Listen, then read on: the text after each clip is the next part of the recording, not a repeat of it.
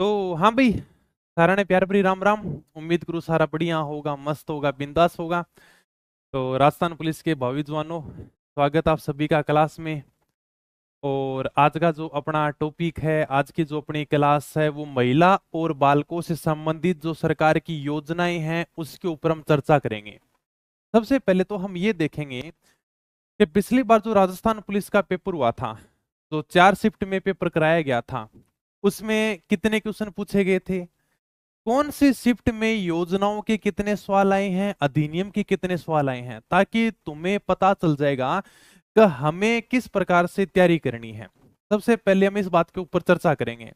तो आराम से 1 या 2 मिनट आपकी जो भी कमेंट हुआ है बता सको, फिर मैं क्लास ने शुरू करूंगा। एकदम आराम हूँ, रणनीति के अनुसार क्लास ने पढ़ांगा। पीडीएफ में ताना सारी की सारी टेलीग्राम के ऊपर अवेलेबल करा दूंगा। छोटी मोटी जानकारी खातर टेलीग्राम ज्वाइन कर लियो, अपनी पढ़ाई के नाम से है। फिर थोड़ी कमेंट बड़ी कर दो, है ना, और कर दो, ठीक है। हाँ गुरु राम राम भी राम राम। करूँ मैं क्लास को स्टार्ट। सबसे पहले हम जिस भी एग्जाम की तैयारी करते हैं ना, तो हमेशा सिलेबस अपने पास में होना चाहिए। हालांकि राजस्थान पुलिस का अपने पास में विस्तृत सिलेबस तो नहीं है, लेकिन हम ये देखेंगे कि अभी जो पीछे 2024 में पेपर कराया गया था, उसमें जो 4 शिफ्ट का पेपर हुआ था महिला और बालकों से संबंधित, कौन से शिफ्ट में कितने सवाल पूछे गए थे, सबसे पहले हम इसका एनालाइज करेंगे। फिर इसके बाद में आगे हम योजनाओं के बारे में पढ़ेंगे। 2-3 क्लासों के अंदर तुम्हारी योजनाएं कंप्लीट हो जाएंगी। साथ साथ में पढ़ते रहना, सबसे बढ़िया बात ये है। क्यों सर, देखो, अब सबको पता है कि सर 150 सवाल आएंगे। और मैं बात करूं कि 13 और 14 तारीख को राजस्थान पुलिस का पेपर हुआ था। 13/6/2024 को जो पहली शिफ्ट का पेपर हुआ था, उसमें महिला और बालकों से संबंधित जो योजनाएं हैं उसमें 14 सवाल पूछे गए थे। मतलब प्रत्येक शिफ्ट में आपको 14 सवाल देखने को मिले थे। बिल्कुल सर। पहली शिफ्ट की मैं बात कर रहा हूं तो योजनाओं से संबंधित तो 11 सवाल पूछे गए थे, और 3 सवाल है वो अधिनियम के पूछे गए थे। जैसे 3 सवाल कौन से आए थे अधिनियम के, पहला सवाल था किशोर अधिनियम 2015 का।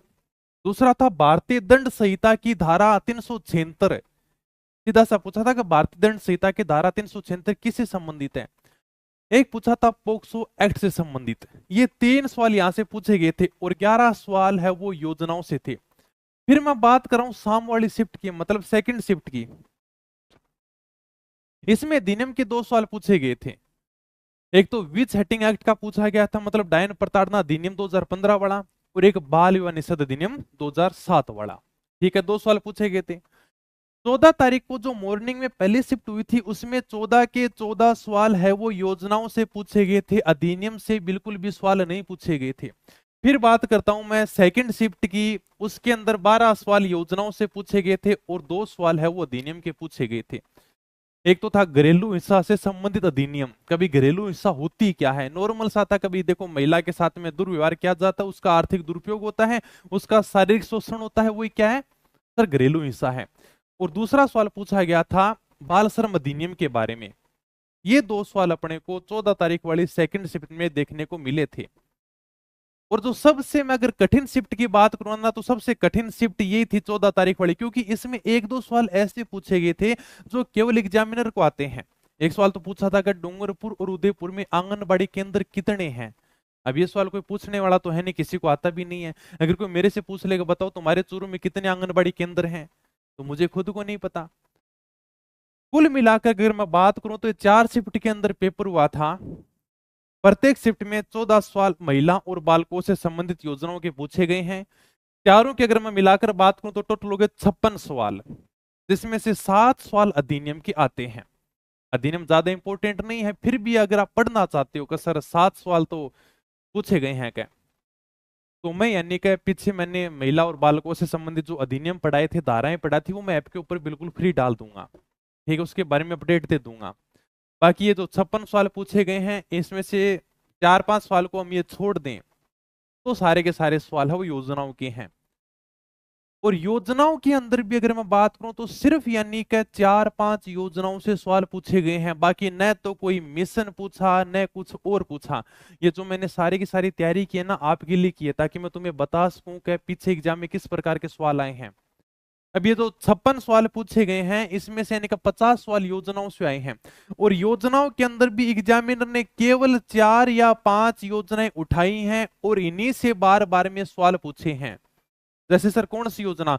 लाडो प्रोत्साहन योजना, जो हम सबसे पहले पढ़ेंगे।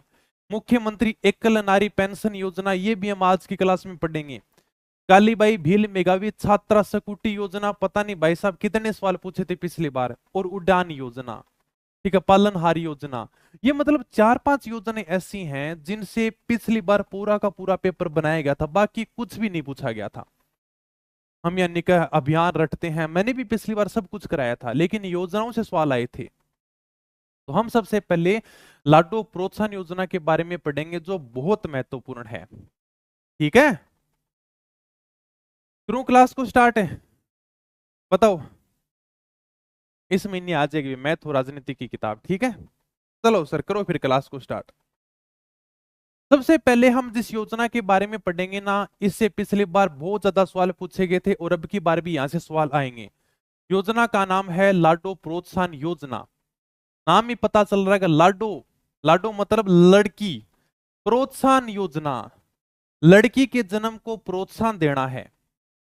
मतलब लड़की अगर घर में हो जाए ना, तो माँ बाप उस लड़कियों को क्या समझते हैं? बोझ समझते हैं। सरकार लड़की के जन्म को बढ़ावा देने के लिए प्रोत्साहन दे रही है। इसके लिए सरकार 7 किस्तों में 1.5 लाख रुपए देती है। ठीक है। करंट अफेयर की या महिला बाल अपराध की तो पढ़ लिए होते। करंट अफेयर की क्लास लगाओ, तुम्हारी डिमांड इतनी रहती है, इसके लिए पता नहीं कब से एनालाइज करो, इसके ऊपर तुम्हारा ध्यान है नहीं। एक एक चीज मैंने इतनी बढ़िया छानबीन करके की है कि चलो ठीक है भाई, क्या कहां से सवाल पूछे गए, थोड़ी सी मेहनत करूं ताकि तुम्हें करना ही नहीं पड़े कुछ। अब तुम्हारी नई डिमांड आती है इसकी क्लास लगाओ, इसको तो तुम पढ़ते नहीं हो, नई नई चीजों की तरफ तुम भाग रहे हो क्या। ठीक है, चलो आगे। तो लाडो प्रोत्साहन योजना, इसका प्रारंभ 1 अगस्त 2024 से किया गया है। इसका पुराना नाम था मुख्यमंत्री राजश्री योजना, या फिर हम इसको शुभ लक्ष्मी योजना भी कहते हैं। मुख्यमंत्री राजश्री योजना है वो अपने 1 जून 2016 को प्रारंभ की गई थी, बाद में इसका नाम चेंज कर दिया गया लाडो प्रोत्साहन योजना। ये प्रारंभ की गई 1 अगस्त 2024 से। इतनी सी नॉर्मल सी बातें हैं जो मैंने आपको बताई हैं। लाडो प्रोत्साहन योजना लड़की के जन्म को बढ़ावा देने के लिए, लैंगिक समानता लाने के लिए, बालिका का जन्म के पक्षी मतलब अच्छा यानी कि दृष्टिकोण हो। जैसे आज भी गांव में क्या होता है कि जैसे लड़की जन्म लेती है तो माँ बाप दुखी हो जाते हैं, अरे यार का लड़की हुई है, क्यों? क्या? क्योंकि खर्चों लागो, शादी करनी पड़ेगी, पढ़ानी पड़ेगी, क्या टेंशन रहे। तो सरकार कहती है कि क्यों टेंशन ले रहे हो, हम है ना, हम यानी कि योजना चला रहे हैं, हम आपको 1.5 लाख रुपए देंगे। आपके बच्चे के जन्म की टेंशन नहीं है, उसके पढ़ाई की टेंशन नहीं है, आपको यानी कि 21 साल तक हम पैसा देंगे, लड़की को पढ़ाओ के, इसलिए हमने योजना चला रखी है। उसका बढ़िया तरीके से विकास करो, लैंगिक समानता हो। लैंगिक समानता मतलब ये नहीं हो कि यार का लड़का हो गया लड़की होगी क्या। तो लैंगिक समानता को बढ़ावा देने के लिए उच्च अध्ययन कराओ, यानी कि स्नातक तक पढ़ाओ। क्या पहले लड़कियों को पढ़ाया नहीं जाता, आजकल भी गांव में नहीं पढ़ाते। एक सोच होती थी यार लड़की को क्यों पढ़ाएं, क्या आगे जाकर घर का काम करेगी, क्यों भी काम क्यों करेगी, क्या इसको बढ़िया तरीके से पढ़ाओ, खुद के पैरों के ऊपर निर्भर हो गए, आत्मनिर्भर बनेगी तो समाज के अंदर कम से कम यानी कि आपके माँ बाप का नाम भी ऊंचा करेगी। तो यानी कि हमें क्या करना है, कभी बच्ची की शिक्षा को बढ़ावा देना है, उसके स्वास्थ्य में सुधार लाना है। ठीक है, बाल विवाह कर देते थे बचपन के अंदर, ऐसी कुप्रथाओं को क्या करना, समाप्त करना है। इसलिए हम ये लाडो प्रोत्साहन योजना लेकर आए हैं। ठीक है, नॉर्मल सी बातें हैं, ध्यान में रह जाएंगी। बाल विवाह जैसी कुप्रथा समाप्त हो जाएगी, क्योंकि इस योजना के अंदर जो 1.5 लाख रुपए दिए जा रहे हैं ना, इसमें से 70,000 रुपए बालिका को तब दिए जाएंगे जब 21 साल की हो जाएगी, कॉलेज के अंदर स्नातक की डिग्री प्राप्त कर लेगी। ओके सर, तो ये अपने यहाँ प्रारंभ 1 अगस्त 2024 में किया गया था। इसका पुराना नाम था मुख्यमंत्री राजश्री योजना। 2024 से पहले जितने भी सवाल पूछे जाते थे उसमें मुख्यमंत्री राजश्री योजना के नाम से सवाल आते थे, लेकिन बाद में 1 अगस्त 2024 से इसका नाम हो गया लाडो प्रोत्साहन योजना, या फिर इसको शुभ लक्ष्मी योजना भी कहते हैं। मुख्यमंत्री जो राजश्री योजना है ना, ये प्रारंभ की गई थी 1 जून 2016 को। ठीक है, ये भी आपको थोड़ा सा ध्यान रखना है। उद्देश्य मैंने बता दिया कि बालिका के जन्म के प्रति सकारात्मक दृष्टिकोण विकसित करना, मतलब समाज में अच्छा दृष्टिकोण विकसित करना। माँ बाप ये ना सोचें यार कि लड़की हो गई तो समाज में एक अच्छा मैसेज जाना चाहिए, लड़की होगी तो क्या सरकार आपकी लड़की का ध्यान रखेगी, इसके लिए यानी कि प्रोत्साहन भी देगी, उसके पढ़ाने लिखाने को प्रोत्साहन देगी, बाल विवाह को रोकने के लिए आपको समझाएगी, लैंगिक समानता को बढ़ावा देगी, यानी कि लड़का हो गया लड़कियों की दोनों को समानता मिलेगी, क्या विकसित करना और उसके विकास को सुनिश्चित करना और लैंगिक समानता को बढ़ावा देना। ठीक है सर। लड़कियों के लिए उच्च अध्ययन को बढ़ावा देना, अभी मैंने बताया कि लड़की यानी कि जब 21 साल की हो जाएगी, जब उसने स्नातक की डिग्री प्राप्त कर लेगी ना, तब सरकार उसको 70,000 रुपए सीधे खाते में ट्रांसफर कर देगी। ओके, ठीक है। मुख्य लक्ष्य क्या? समाज में लैंगिक भेदभाव को समाप्त करना। भाई योजना क्यों चलाएगी है, इसका लक्ष्य क्या है कि समाज में लैंगिक भेदभाव को समाप्त किया जाना चाहिए, बच्चों की शिक्षा और स्वास्थ्य में सुधार लाया जाना चाहिए, मातृ और शिशु मृत्यु दर को कम करना और बाल विवाह जैसी कुप्रथाओं को समाप्त करना। ठीक है, ओके भाई। पात्रता यानी कि भाई इसका लाभ कौन ले सकता है, लाडो प्रोत्साहन योजना का लाभ किसको मिलेगा, यह भी बताया गया है। मां राजस्थान की निवासी होनी चाहिए, बालिका का जन्म जननी सुरक्षा योजना के अंतर्गत होना चाहिए। क्या जननी सुरक्षा योजना क्या है सर? सरकार कहती है कि अपने बच्चे का जन्म सरकारी अस्पताल में कराओ, हम आपको पूरी सुविधा देंगे फ्री में, यानी कि प्रसव की सुविधा दे रहे हैं। अगर आप सरकारी अस्पताल में बच्चे की डिलीवरी कराते हो या फिर कोई प्राइवेट अस्पताल है जिसको हमने स्वीकृति दे रखी है, वहां पर बच्चे का जन्म होता है, तो हम आपको जननी सुरक्षा योजना के तहत सहायता राशि भी देंगे। क्या ये जननी सुरक्षा योजना है। तो इस लाडो प्रोत्साहन योजना के लिए पात्रता कौन होगा? क्या मां राजस्थान की निवासी होनी चाहिए और बालिका का जन्म जननी सुरक्षा योजना के अंतर्गत किसी सरकारी या स्वीकृत निजी चिकित्सा संस्थान में हुआ हो। सरकारी हॉस्पिटल में बच्चे का जन्म होना चाहिए सर, प्राइवेट हॉस्पिटल में, हाँ बिल्कुल हो सकता है, सरकार के द्वारा स्वीकृति मिली होना चाहिए, ऐसा संस्थान होना चाहिए। ठीक है, जननी सुरक्षा योजना पूरी की पूरी जननी सुरक्षा योजना है जिसमें निःशुल्क प्रसव की सुविधा सरकारी हॉस्पिटल में कराई जाती है 24 घंटे। ठीक है, तो जननी सुरक्षा योजना के तहत अगर बच्ची का जन्म सरकारी हॉस्पिटल के अंदर होता है, 1 मिनट ये मैं ऑफ कर देता हूँ, ये फिर आने लगी व्हाट्सएप वाले।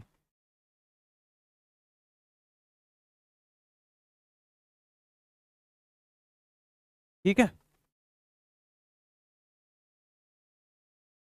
हाँ, तो मां राजस्थान की निवासी और बालिका का जन्म जननी सुरक्षा योजना के तहत सरकारी हॉस्पिटल में हुआ हो या फिर प्राइवेट हॉस्पिटल में हो, लेकिन सरकार के द्वारा वह मान्यता प्राप्त हो, तभी आपको लाभ दिया जाएगा। ओके,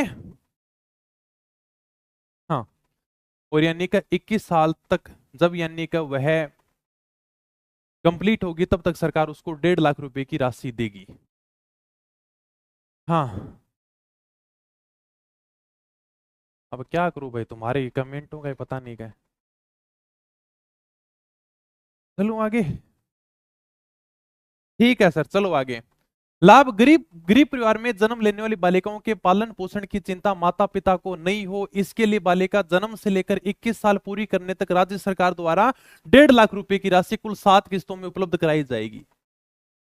सरकार कहती है कि हम यानी कि 1.5 लाख रुपए देंगे बच्ची के जन्म से लेकर जब तक वो 21 साल की नहीं हो जाएगी तब तक। 1.5 लाख रुपए की जो राशि वो 7 किस्तों के अंदर उपलब्ध कराई जाएगी। हालांकि ये जो पहले राशि थी ना, पहले 1 लाख रुपए मिलते थे, लेकिन 8 मार्च 2025 को ही महिला दिवस के ऊपर सरकार ने 1 लाख से बढ़ाकर इस राशि को 1.5 लाख कर दिया है। पहले ये राशि 1 लाख रुपए थी, 6 किस्तों माता पिता को दी जाती है, क्योंकि यह राशि आपको 7 किस्तों के अंदर मिलेगी।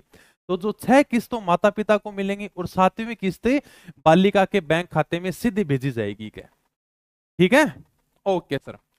तो 8 मार्च 2025 को जब महिला दिवस आता है उसके ऊपर राशि को 1 लाख से बढ़ाकर 1.5 लाख कर दिया गया है। पहले कितनी थी? पहले राशि 1 लाख थी। समझ जाओगे ये अपनी क्या है, लाडो प्रोत्साहन योजना 2025 है, जिसमें राजस्थान में बेटियों को मिलेगी 1.5 लाख रुपए की सहायता। ठीक है, ओके सर, नॉर्मल सी बातें हैं, समझ गए क्या? चलो भाई आगे फिर, ये आपको किस ध्यान रखने का, यह राशि आपको कब कब दी जाएगी ये भी आपको थोड़ा सा ध्यान रखना है। जैसे यानी कि बालिका के जन्म के ऊपर सरकार सबसे पहले 5,000 रुपए दे देगी। जैसे ही कोई सरकारी हॉस्पिटल में बच्चे का जन्म होगा या फिर कोई प्राइवेट हॉस्पिटल में बच्चे का जन्म होता है जिसको राज्य सरकार के द्वारा मान्यता प्राप्त है, तो जैसे ही बच्चे का जन्म होगा सरकार 5,000 रुपए माता पिता के खाते में ट्रांसफर कर देगी। 1 साल की उम्र हो जाएगी बच्चे की और सारे के सारे आप टीकाकरण करा लेते हो, उसके बाद में फिर आपको 5,000 रुपए ट्रांसफर कर दिए जाएंगे। राज्य सरकार के द्वारा मान्यता प्राप्त स्कूल में जब बच्ची पहली कक्षा के अंदर प्रवेश ले लेगी, तब सरकार आपको 10,000 रुपए दे देगी।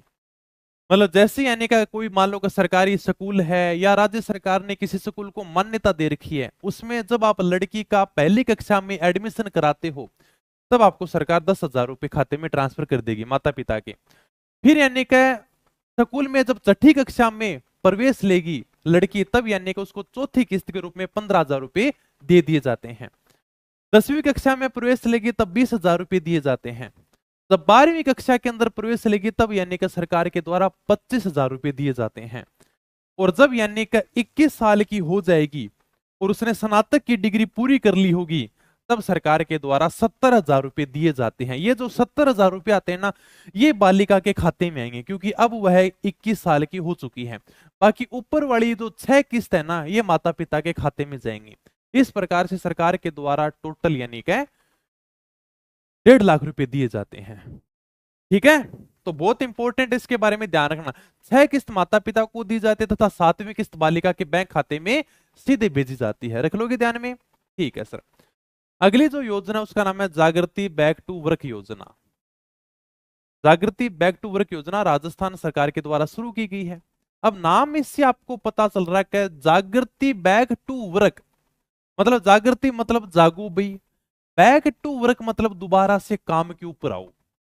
वर्क मतलब काम करना, बैक टू यानी कि वापस काम के ऊपर आना। राजस्थान सरकार ने शुरू की, जो कामकाजी महिलाएं हैं जो नौकरी छोड़ चुकी हैं और उनकी इच्छा यार कि मुझे दोबारा से काम करना है, तो राजस्थान सरकार उनको सहायता प्रदान करती है। नौकरी छोड़ने वाली महिलाओं को पुनः कार्य की अवसर प्रदान करती है, काम में लौटने के लिए उनकी मदद करती है, उनको आर्थिक रूप से मजबूत बनाती है। इसके लिए आप राजस्थान सरकार की वेबसाइट पर जाकर ऑनलाइन आवेदन कर सकते हो कि मुझे दोबारा से काम चाहिए, तो सरकार आपकी इसमें मदद करेगी, काम ढूंढने के अंदर भी मदद करेगी। बस यही है जागृति बैक टू वर्क योजना। जागृति मतलब जाग जाओ, किसके लिए? बैक टू वर्क, दोबारा से काम करने के लिए। इसकी शुरुआत की गई थी 30 नवंबर 2023 को मुख्यमंत्री अशोक गहलोत के द्वारा।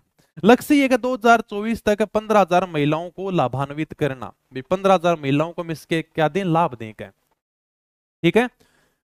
उद्देश्य है कि भाई देखो 3 वर्ष में 15,000 महिलाओं को निजी क्षेत्र में सहयोग करके दोबारा से उनको जॉब दिलाई जाए, दोबारा से उनको क्या दिया जाए? काम दिलाया जाएगा।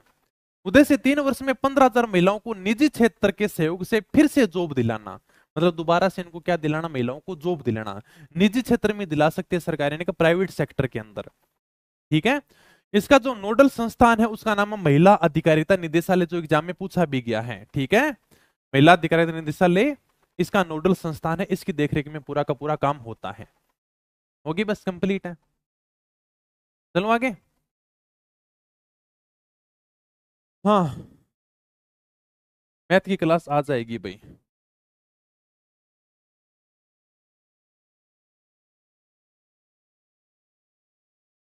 ठीक है,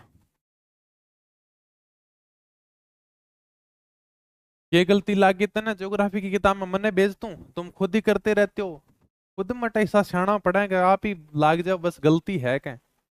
है, मैं पढ़ा रहा हूं ना साथ साथ में। चलो,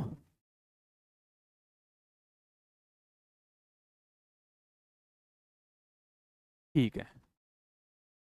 जागृति बैक टू वर्क योजना, मुख्यमंत्री सामूहिक विवाह एवं अनुदान योजना। ढंग से पढ़ लो रे, नहीं तुम्हारा भी सामूहिक विवाह करवाना पड़ेगा बाद में, फिर अगर नौकरी नहीं लगोगे ना, फिर यही ऑप्शन रहेगा अपने पास में, सामूहिक विवाह कराने का। इसका उद्देश्य एक है, मतलब शादी के अंदर जो फिजूल खर्ची होती है उसको कम किया जाए। जो गरीब परिवार हैं जिनके पास में शादी करने के लिए पैसा नहीं है, उनको शादी के लिए सरकार के द्वारा वित्तीय सहायता प्रदान की जाए, सरकार के द्वारा पैसा दिया जाए। इस प्रकार से एक साथ में क्या किए जाते हैं? सामूहिक विवाह किए जाते हैं। एक साथ में जोड़ों को बिठाया जाता है और एक साथ में शादी कर दी जाती है। तो ये सरकार के द्वारा चलाई गई मुख्यमंत्री सामूहिक विवाह एवं अनुदान योजना। सरकार के द्वारा कुछ अनुदान दिया जाता है। जो संस्था है, मान लो कि कोई शादी करवा रही है, तो उसको 4,000 रुपए मिलेंगे, और यानी कि 21,000 रुपए नववधु को मिलेंगे, तुम्हें कुछ नहीं मिलेगा। ठीक है, जैसे मान लो कि लड़कों की अगर मैं शादी करवाता हूं, तो मैं कोई संस्थान खोल के बैठ जाऊं तो मुझे तो 4,000 रुपये मिलेंगे भी सामूहिक विवाह के, और जैसे कोई नववधु होगी तो उसको 21,000 रुपये दिए जाएंगे सरकार के द्वारा। ठीक है, तो इस प्रकार से सामूहिक विवाह करवाए जाते हैं। शुरुआत हुई थी 13 जुलाई 2021 को, अगर नहीं पढ़ोगे तो बाद में फिर सामूहिक विवाह करवाने पड़ेंगे। नोडल विभाग है महिला अधिकारिता विभाग, अभी मैंने बताया था इसका भी जो नोडल विभाग है वो कौन है, महिला अधिकारिता विभाग है। सहायता राशि 15,000 रुपए वधु को दिए जाते थे, 4,000 रुपए जो आयोजनकर्ता संस्था होती थी उसको दिए जाते थे, लेकिन वर्तमान में 25,000 रुपए कर दिए हैं। 21,000 रुपए वधु को दिए जाएंगे और 4,000 रुपए संस्था को दिए जाएंगे, तो यानी कि शादी कराती है इस प्रकार से। ओके सर, सहायता राशि 15,000 रुपए वधु को दिए जाएंगे, 4,000 रुपए आयोजनकर्ता संस्था को दिए जाएंगे, लेकिन वर्तमान में ये राशि कितनी कर दी, 25,000 रुपए कर दी। 21,000 रुपए वधु को और 4,000 रुपए आयोजनकर्ता संस्था को दिए जाएंगे, जो संस्था इसका आयोजन करवाएगी। क्या विभिन्न जो समुदाय होते हैं, जातियां होती हैं, धर्म होती हैं, अगर आप कम से कम 25 जोड़ों का सामूहिक विवाह का कार्यक्रम रखते हो तो आपको 10 लाख रुपए की अतिरिक्त सहायता सरकार के द्वारा दी जाएगी। क्या ये भी थोड़ा सा सरकार के द्वारा प्रावधान किया गया है, क्योंकि मतलब ये जाति धर्म के बंधन को तोड़ने के लिए सरकार ये कहती है अगर आप कम से कम 25 जोड़ों का सामूहिक विवाह करवा देते हो, जो अलग अलग समुदायों के हैं, अलग अलग जातियों के हैं, अलग अलग धर्मों के हैं, अगर आप इनका सामूहिक विवाह करवाते हो तो हम आपको 10 लाख रुपए की अतिरिक्त सहायता देंगे। क्या ठीक है, ओके, तो 10 लाख रुपए की अतिरिक्त सहायता उपलब्ध कराने का सरकार के द्वारा प्रावधान किया गया है। समझ जाओगे, नॉर्मल सी बातें हैं। अगली जो अपनी योजना उसका नाम है इंदिरा महिला शक्ति उद्यम प्रोत्साहन योजना। नाम से पता चल रहा, इंदिरा महिला शक्ति उद्यम प्रोत्साहन योजना राजस्थान सरकार के द्वारा महिलाओं को मजबूत बनाने के लिए शुरू की गई है, ताकि महिला खुद का कोई काम शुरू कर सके, खुद का व्यापार शुरू कर सके, खुद का बिजनेस शुरू कर सके। और महिला खुद का काम करेगी तो आजादी से रह सकेगी, पैसा भी कमाएगी। लेकिन कोई भी काम अगर आप शुरू करते हो, कोई भी व्यापार शुरू करते हो, तो उसके लिए आपको पैसा चाहिए। तो सरकार ने कहा कि हम महिलाओं को पैसा उपलब्ध करा देंगे, क्या हम महिलाओं को लोन देने का काम करेंगे। इस योजना के तहत महिला उद्यमी को ऋण की सुविधा मिलती है, मतलब लोन की सुविधा मिलती है, जिससे वह अपना खुद का व्यापार शुरू कर सके। और सरकार के द्वारा ब्याज की राशि का एक हिस्सा अनुदान के रूप में दिया जाता है, जिससे क्या होता है कि ब्याज की लागत कम हो जाएगी। मतलब अनुदान राशि देना, जैसे मान लो 100 रुपए आपने ब्याज के ऊपर लिए, तो सरकार कहती है हम आपको 30% अनुदान दे देंगे, मतलब 30% अनुदान देंगे, तो 30 रुपए ऐसे दे दिए, 70 रुपए के ऊपर आपका ब्याज लग जाएगा। क्या अगर आपको योजना का लाभ लेना है तो आपको ऑनलाइन आवेदन करना पड़ेगा। ठीक है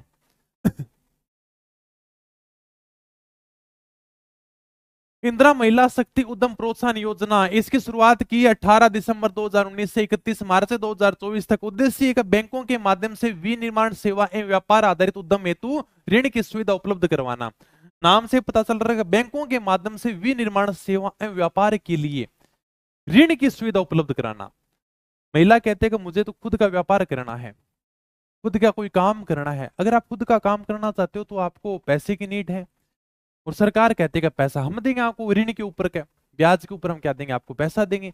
बस यही सुविधा है इंदिरा महिला शक्ति उद्यम प्रोत्साहन योजना, महिलाओं को व्यापार के अंदर बढ़ावा देने के लिए, महिला ताकि खुद आत्मनिर्भर बन सकें। 50 लाख रुपए तक की ऋण की सुविधा है। SC ST विधवा पृथकता, पृथकता मतलब जिसको छोड़ दिया गया हो, हिंसा पीड़ित तथा दिव्यांग श्रेणी महिलाओं को सरकार के द्वारा 30% अनुदान दिया जाता है। 100 रुपए मान लो ऋण की सुविधा मिलती है, लेकिन अगर कोई महिला SC ST विधवा पृथकता हिंसा पीड़ित है तो सरकार उसको 30% अनुदान देगी, मतलब उसके ऊपर कोई भी ऋण नहीं लगेगा, कोई भी ब्याज नहीं लगेगा। नाम परिवर्तन कर दिया गया 22 अक्टूबर 2024 को। अब क्या नाम कर दिया गया सर, अब नाम क्या, मुख्यमंत्री नारी शक्ति प्रशिक्षण एवं कौशल संवर्धन योजना। तो 22 अक्टूबर 2024 से इस योजना का नाम बदल दिया गया है। ओके ठीक है, आगे चलो भाई। इंदिरा महिला शक्ति निधि, ये एक प्रकार का कोष है, राज्य सरकार का एक कोष है, जिसमें सरकार महिलाओं को सशक्त बनाती है, महिलाओं को मजबूत बनाने का प्रयास करती है, महिलाओं को वित्तीय सहायता देती है, मतलब महिलाओं को पैसे का लाभ देती है, उनको ट्रेनिंग देती है, उन्हें आर्थिक रूप से आत्मनिर्भर बनाती है, ताकि महिला खुद का व्यापार शुरू कर सकें।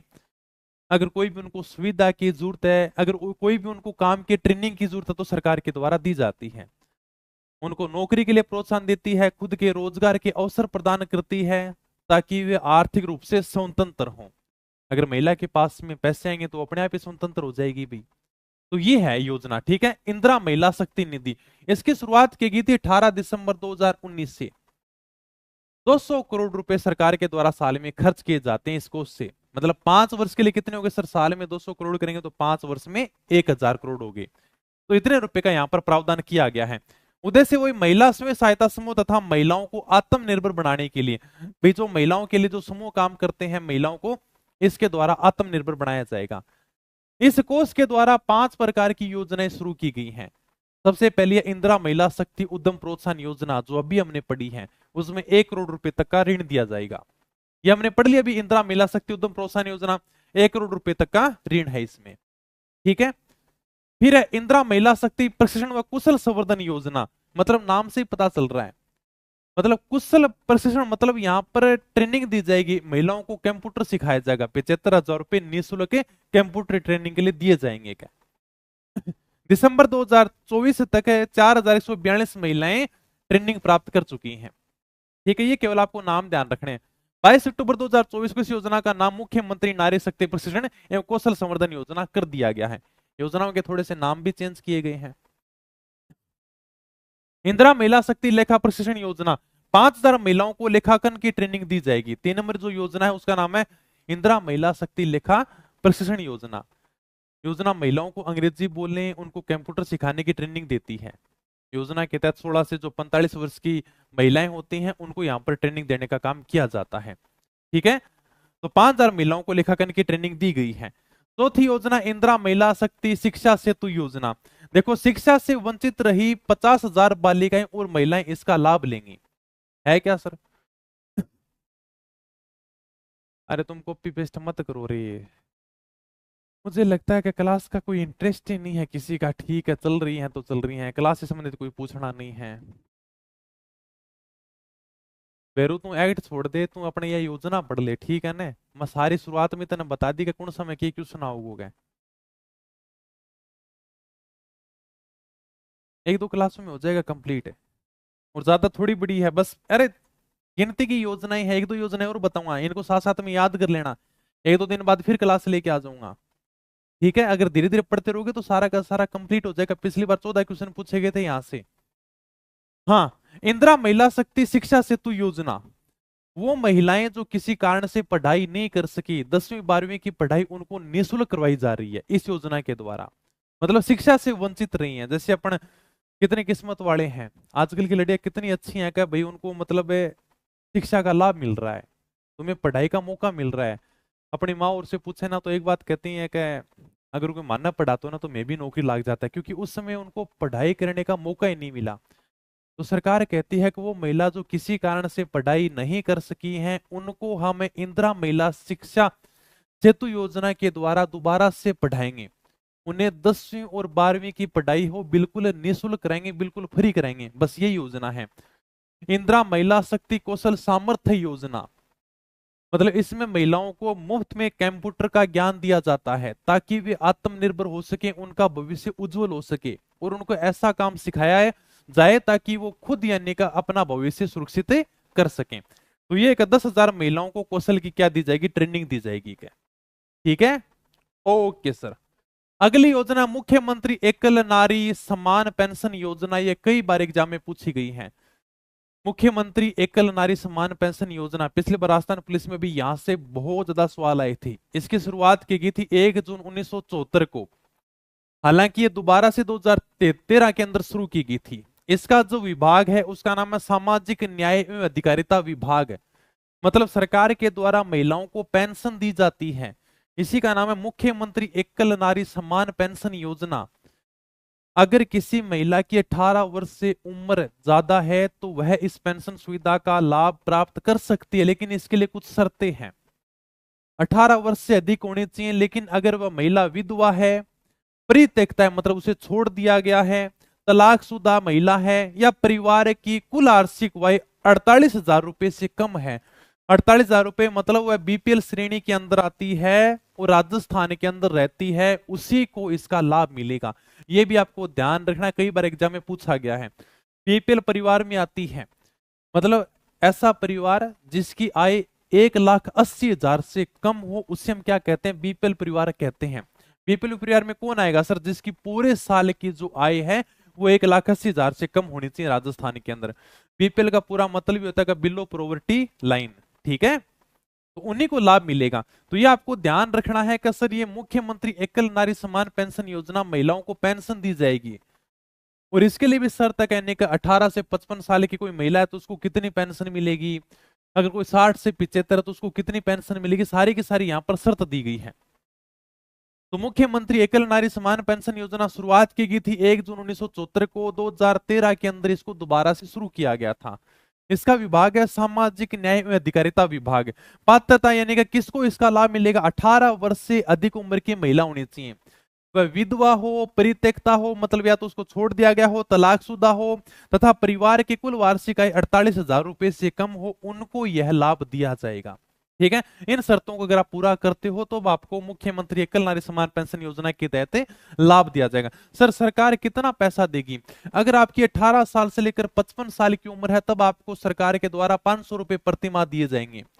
55 से 60 है तो 750 रुपए प्रति माह दिए जाएंगे। 60 से 75 है तो 1,000 रुपए प्रति महीने मिलेंगे। और अगर महिला की उम्र 75 साल से ज्यादा है तब उसको 1,500 रुपए प्रति माह दिए जाएंगे, लेकिन वह राजस्थान की निवासी हो। हाँ, आधी से ज्यादा योजनाएं कागजों में नहीं है, धरातल के ऊपर भी चल रही है, लेकिन हमें इनके बारे में पता ही नहीं है। ठीक है, ये सारे देखो सरकार हमेशा क्या है कि महिलाओं को जागरूक करने के लिए समय समय के ऊपर विज्ञापन भी जारी करती रहती है, लेकिन अपने को इसके बारे में पता नहीं होता। चलो आ जाओ भी एक योजना और पढ़ लेते हैं। अगर पेंशन के लिए आवेदन करना है तो सरकार की आधिकारिक वेबसाइट के ऊपर आपको जाना होगा, वहां से आपको आवेदन करना होगा। सामाजिक सुरक्षा पेंशन योजना है, यहाँ पर आप जाकर आवेदन कर सकते हो। पिछली बार राजस्थान पुलिस में यह सवाल पूछा गया था, कहने का मुख्यमंत्री एकल नारी पेंशन योजना के लिए आवेदन कहां से करना होगा, सरकार की जो वेबसाइट है वहां से आवेदन करना होगा। ठीक है, ओके सर। एक योजना और पढ़ लेते हैं, छोटी छोटी योजनाएं हैं, थोड़ा बहुत पढ़ोगे ना, मैं कहूँ 2-3 बार पढ़ोगे ना तो भी तुम्हारा ये सवाल गलत नहीं होगा। पीडीएफ में डलवा दूंगा पूरी की पूरी टेलीग्राम पर, और 1-2 क्लासों में सारी की सारी योजनाएं कंप्लीट हो जाएंगी। तुम इसलिए डर रहे हो क्योंकि तुमने पेपर का एनालाइज ही नहीं किया। सही बात तो ये, तुमने देखा ही नहीं कि पिछली बार पेपर कैसा हुआ था। किसी ने देखे 56 सवाल कैसे पूछे गए थे ना सर, इतना क्या टाइम है। सारे के सारे पेपर मैंने जो 1997 से 2025 तक राजस्थान पुलिस के जितने भी पेपर है ना, सारे पेपर मैंने अपनी पढ़ाई ऐप के ऊपर बिल्कुल फ्री डाल रखे हैं, एक पैसा चार्ज नहीं है, बिल्कुल फ्री। सारे के सारे तुम जाकर देख सकते हो। पिछली बार पेपर कैसा हुआ था, केवल 3-4 योजनाएं हैं, यहीं से घुमा फिरा के बार बार में वही सवाल पूछे गए थे, और 10 सवाल तो ऐसे पूछे गए थे 56 में से तो मतलब किसी योजना से संबंधित नहीं थे। 10 सवाल सिंपल, केवल अपना दिमाग लगा सकते हैं। भाई क्या मान लो कि अगर आप महिलाओं का सशक्तिकरण करना चाहते हो, महिलाओं को बढ़ावा देना चाहते हो तो आप क्या काम करोगे, इस प्रकार के सवाल आए थे। ठीक है, मैंने पूरा बता दिया अपराध सिलेबस है में है या नहीं है, वो आप देख लेना पूरा पीछे वाला। थोड़ी सी अंतिम योजना पढ़ लेते हैं, थोड़ा थोड़ा पढ़ेंगे तो भी आपका आराम से कवर हो जाएगा। 1-2 दिन इनको पढ़ोगे फिर मैं अगली क्लास में लेऊंगा, 1-2 क्लासों में पूरा ये कंप्लीट हो जाएगा योजनाएं। और जो भी कुछ अभियान चल रहे हैं, प्रमुख जो भी योजनाएं हैं सरकार के द्वारा 2025 के बजट में जो घोषणा की है वो भी मैं करवा दूंगा। ठीक है, ये योजना पढ़नी है आपको।